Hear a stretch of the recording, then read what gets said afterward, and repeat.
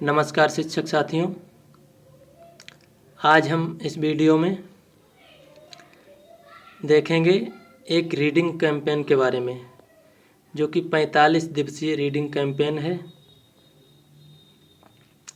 निपुण भारत के लक्ष्यों को प्राप्त कराने के लिए उत्तर प्रदेश बेसिक शिक्षा विभाग तरह तरह के कार्यक्रम समय समय पर लॉन्च करता है और उनको संपन्न भी करता है। तो इसी तरह का एक कार्यक्रम है 45 दिवसीय रीडिंग कैंपेन। तो देखते हैं ये क्या है और इसके बारे में डिटेल में। तो देखते हैं 45 दिवसीय पठन अभियान। स्कूली शिक्षा और साक्षरता विभाग, शिक्षा मंत्रालय, भारत सरकार द्वारा दिनांक 5 जुलाई 2021 से निपुण भारत मिशन का शुभारंभ किया गया है, जिसके अंतर्गत वर्ष 2026-27 तक प्राथमिक कक्षाओं में सार्वभौमिक मूलभूत साक्षरता और संख्या ज्ञान प्राप्त करने तथा बाल वाटिका से कक्षा 3 तक के सभी बच्चों में पढ़ने, लिखने और संख्या ज्ञान में ग्रेड स्तर की अपेक्षित योग्यता प्राप्त करने का लक्ष्य निर्धारित किया गया है।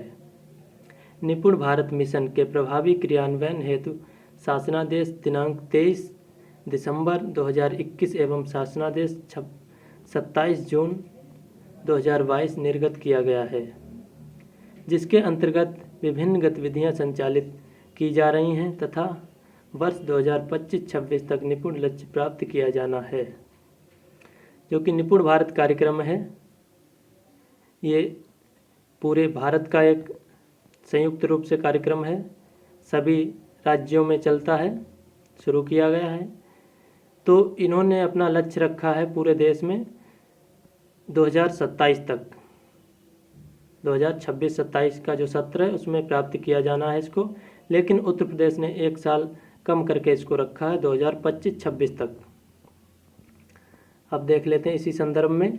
बेसिक शिक्षा विभाग उत्तर प्रदेश सरकार द्वारा एक महत्वपूर्ण पहल करते हुए 45 दिवसीय पठन अभियान यानी कि रीडिंग कैंपेन की शुरुआत 1 नवंबर 2022 से की गई है। 45 दिवसीय पठन अभियान इस तथ्य पर आधारित है कि पढ़ना सीखने का आधार है, जो कि विद्यार्थियों को स्वतंत्र रूप से पुस्तकें पढ़ने के लिए प्रेरित करता है, रचनात्मक एवं आलोचनात्मक चिंतन तथा मौखिक और लिखित दोनों माध्यम से अभिव्यक्ति करने की क्षमता विकसित करता है। ये बच्चों को उनके परिवेश और वास्तविक जीवन से जोड़ने में मदद करता है। इस पठन अभियान का उद्देश्य बच्चों की शिक्षा से जुड़े सभी हितधारकों जैसे बच्चे, शिक्षक, माता पिता, समुदाय, प्रशासक आदि की भागीदारी सुनिश्चित करना है, जिससे कि प्रत्येक बच्चा पढ़ना सीखे और उसके बाद सीखने के लिए पढ़ सके। धन्यवाद। तो ये था रीडिंग कैंपेन के बारे में कुछ खास जानकारी। अब हम देखते हैं इसमें क्या क्या है। बाल वाटिका से कक्षा 2 तक के बच्चों हेतु गतिविधियाँ। तो इसमें खेल खेल में पढ़ना, जो कि बहुत पहले से चल रहा है। छोटे बच्चों को खेल खेल में ही पढ़ाया जाता है, जिससे वो ज़्यादा सीख सकें और उन पे पढ़ाई का बोझ भी ना पड़ सके। उन्हें ऐसा ना लगे कि हम पे ये बोझ है, हम पढ़ाई कर रहे हैं। उन्हें लगे कि हम खेल खेल रहे हैं और खेल खेल में ही वो सीख सकें। तो बाल वाटिका से कक्षा 2 तक के बच्चों हेतु गतिविधियाँ क्या होंगी? तो सोमवार को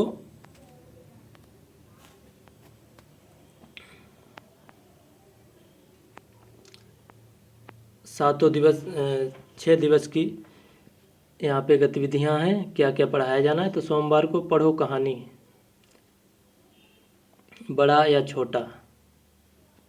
उसके बाद मंगलवार को सुनो कहानी, आम और कोयल। बुधवार को पढ़ो कहानी, घर। और गुरुवार को सुनो कहानी, गोल क्यों होते हैं बुलबुले। मतलब बच्चों को कहानी सुनने का, कहानियाँ पढ़ने का बहुत ही शौक़ होता है, तो कहानियों के माध्यम से बच्चों को सिखाया जाना है। शुक्रवार को पढ़ो कहानी और हाथी और चींटी वाली एक कहानी। पोस्टर भी दिए जाते हैं विद्यालयों में और सहेज जैसी पुस्तिकाएं दी जाती हैं, उनमें भी ऐसी कहानियाँ होती हैं, बहुत ही मनोरंजक और रोचक कहानियाँ। और इसमें लिंक भी दिया गया है यूट्यूब का, जहाँ पे हम सर्च कर सकते हैं इनको। शनिवार को सुनो कहानी चैती का स्वेटर। चैती का स्वेटर एक कहानी है। तो इस प्रकार से ये, जैसा कि इधर दिखाया गया है, हाथी और चींटी। हाथी और चींटी में बातचीत होती है। उसके बाद घर, पोस्टर में जैसा कि दिखाया गया है। अब हम देखते हैं कक्षा 3, 4, 5 के बच्चों हेतु गतिविधियाँ। सोमवार को पढ़ो कहानी आज हम कहाँ चलें। बच्चों को पास पड़ोस के वातावरण, परिवेश के बारे में बताया जाएगा। मंगलवार को पढ़ो कहानी गोनू झा की भैंस। बहुत ही अच्छी अच्छी कहानियाँ हैं, इनके बारे में पढ़ाया जाना है, सिखाया जाना है। और बुधवार को पढ़ो कहानी सोते क्यों नहीं नन्हे शेर। उसके बाद गुरुवार को पढ़ो कहानी मैना ने सूरज को कैसे खाया। एक बहुत ही अच्छी कहानी है, लाइब्रेरी में बुक्स होती हैं उनमें है। शुक्रवार को पढ़ो कहानी पेड़ पक्षी का खेल। पेड़ पंछी का खेल। उसके बाद शनिवार को पढ़ो कहानी हमारा पुस्तकालय। पुस्तकालय के बारे में, और पुस्तकालय में ऐसी एक बुक भी है जिसमें पुस्तकालय के बारे में बहुत ही अच्छी तरह से जानकारी दी गई है। छोटे बच्चे इसको बहुत अच्छी तरह से, जिनको पढ़ना आता है, पढ़ते हैं, समझते हैं और उन्हें अच्छा लगता है। और इसमें लिंक भी दिया गया है नीचे, पढ़ो कहानी सुनो कहानी, जहाँ पर भी लिखा है। यहाँ से हम इस कहानी को यूट्यूब पे या फिर गूगल पे सर्च कर सकते हैं। कक्षा 6, 7, 8 के बच्चों हेतु गतिविधियाँ। वही चीज़ है। सोमवार को पढ़ो कहानी अब्दुल और बाघ की एक कहानी है। मंगलवार को पढ़ो कहानी खुश खुश मुर्गियाँ। बुधवार को भी पढ़ो कहानी तितली और इंद्रधनुष की कहानी है। गुरुवार को पढ़ो कहानी अल्लाह मियाँ का घोड़ा। शुक्रवार को पढ़ो कहानी अंगारों से शब्द। बहुत ही अच्छी कहानी है अंगारों से शब्द। शनिवार को पढ़ो कहानी यह मूंग और मसूर की दाल। अब देखो इधर चित्र भी दिखाया गया है अब्दुल और बाघ। बहुत ही रोचक कहानी है तितली और इंद्रधनुष। अब हम देखते हैं इसका आयोजन क्यों किया गया है, इसके क्या लाभ होंगे, इससे क्या निपुण भारत के लक्ष्यों को प्राप्त किया जा सकता है या कैसे हम प्राप्त कर पाएंगे। पठन कार्यशाला का आयोजन। इस सप्ताह शिक्षक, बच्चे एवं समुदाय के लोग मिलकर पठन कार्यशाला का आयोजन करें। इस कार्यशाला में 2 या 3 विशिष्ट अतिथियों, एक व्यक्ति समुदाय से, एक व्यक्ति शिक्षा विभाग से, एक व्यक्ति पंचायत से को आमंत्रित करें जो कोई कहानी मज़ेदार तरीके से बच्चों को सुनाए। ये कहानियाँ न सिर्फ बच्चे पढ़ें और शिक्षक बल्कि समाज से भी लोगों को आमंत्रित करें और उनके द्वारा बच्चों को कहानियाँ सुनवाएं, जिससे बच्चों में कहानी सुनने के लिए उत्सुकता बढ़ेगी और वो उसमें रुचि लेंगे। पठन कार्यशाला की अन्य गतिविधियां बच्चे एवं शिक्षक मिलकर स्वयं करें।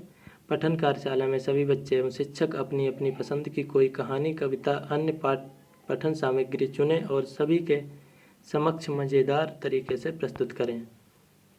उदाहरण के लिए पठन कार्यशाला से जुड़ी कुछ प्रमुख गतिविधियां नीचे दी जा रही हैं, जिनको बच्चे एवं शिक्षक अपनी सुविधानुसार चुन सकते हैं। कहानियों का प्रस्तुतिकरण मौखिक, लिखित, चित्रात्मक, कठपुतलियों के माध्यम से इत्यादि किया जाना है। मौखिक यानी कि सुनाना ऐसे ही बिना किसी किताब से, लिखित लिखकर दिखाना, चित्रात्मक चित्र के द्वारा दर्शाना, कठपुतलियों के माध्यम से दिखाना, कविताओं का प्रस्तुतिकरण हाव भाव एवं लयबद्ध तरीके से। कविताओं का प्रस्तुतिकरण बड़े अच्छे तरीके, ठीक ठाक हाव भाव के साथ। उसके बाद नाटक का मंचन किया जाना है। उसके बाद पुस्तक पठन, मुखर वाचन एवं स्वतंत्र पठन। उसके बाद अपनी भाषा में कहानियाँ सुनाना, 2-3 बच्चों द्वारा मिलकर कहानी सुनाना, मतलब एकल कहानी सुनाना और साझा समूह में कहानी सुनाना। तरह तरह से